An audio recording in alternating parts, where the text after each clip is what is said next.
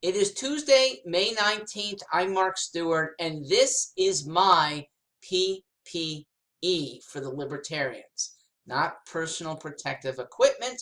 Well, in a way it is, but it is PPE standing for people, principles, and electioneering. And that, I believe, is our way to victory in so many races. Maybe not the presidential, but let me now give to our nominee, whoever that may be this weekend, and I have my choices that I will give, the big 120 names and growing list of other people that I hope our nominee will select for the cabinet and judicial posts and maybe other executive appointments that would govern really well. As you might have seen, I hope that selection can be done early, literally by July, so that the rest of Americans see the really good people armed with very good principles who will be there to govern, and I think they'll see that we're very likable. So I'm going to give over the top 7, and it is from these top 7 that I hope our presidential nominee will be made. In order, not of importance, the positions to which they should be named, I think, have an order of importance. So here goes. The top 4 cabinet positions that I hope will be staffed by a libertarian president: Attorney General, Defense, State, Treasury. Oh, the original 4. Ladies and gentlemen, that's probably all we need. And you'll see my other cabinet choices are for cabinets that should be greatly downsized or abolished. Attorney General, Jacob Hornberger. Secretary of Defense, Adam Kokesh. State Department, Joe Jorgensen. Treasury, Dan Berman. I'll go deeper with my hope for nominees to the Supreme Court when there are openings. Nominee number 1, line him up, Judge Jim Gray. Nominee number 2, line him up, Larry Sharpe. Even if he's the sitting governor of New York when that happens, bring him on. Nominee number 3, the only non-libertarian, and I'm going outside the box here, but I'll tell you why, Larry Elder. He should be a libertarian, and we should recruit him formally to the Libertarian Party. Look, I'm the LGBTO guy. Let's get busy turning others. The one who wants us to more overtly get principled people into this principled party. There are many Republicans who would like to break away from Trump.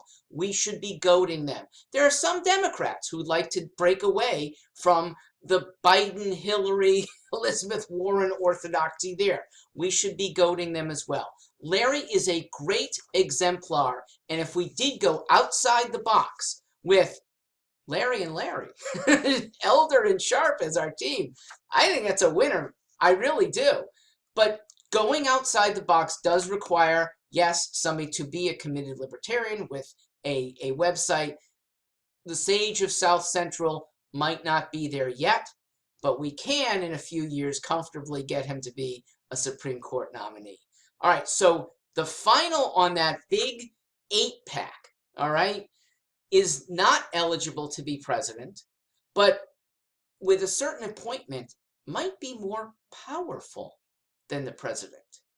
And what position might that be? Chairman of the Federal Reserve. A lot of economists have stated just how world-shaking the Federal Reserve Board's decisions are.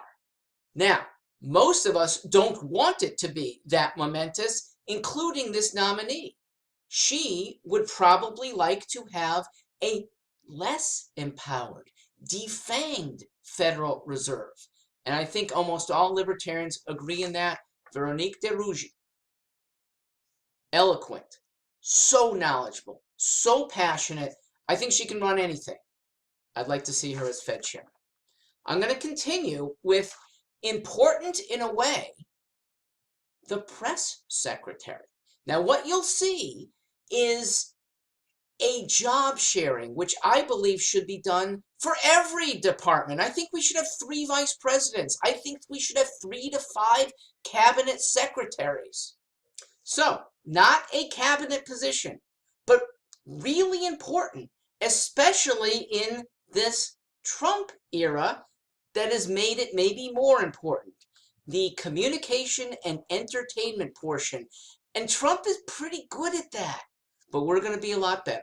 Because, yes, this cabinet position will be split 24/7 for press secretary. How about a 6-hour shift every day for the following 4 people? In prime time, 8 p.m. Eastern, Mr. Vermin Supreme.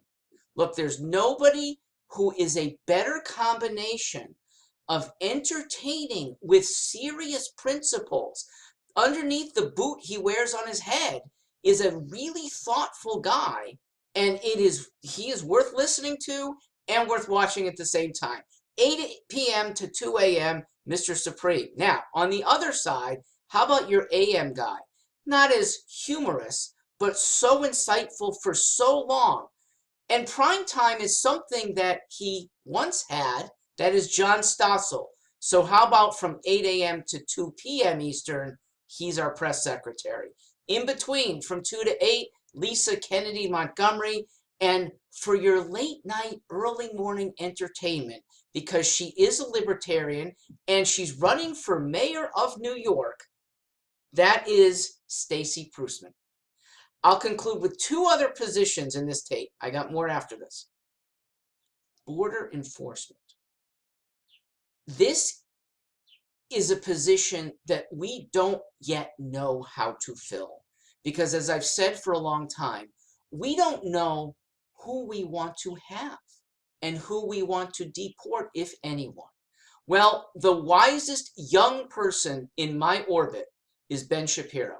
The guy can do almost anything. He is so thoughtful so that getting us to do the right thing, aided by his reading of anyone from Maimonides to Confucius to Lao Tzu, should be heavy on our list of cabinet member posts.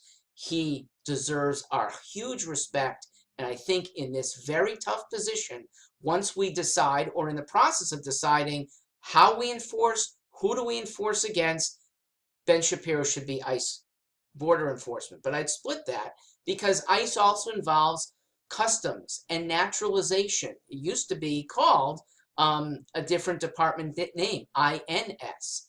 For the rest of that department, I like Justin Amash. Immigrant parents from Syria and Lebanon, I think, Americanized, naturalized in such a good way as to become one of my favorite congressmen. He would do a great job in that portion of ICE. That's the first half of page 1. I will do other videos for the rest of you, all of you, hopefully. Spread the word. Page 2 coming up.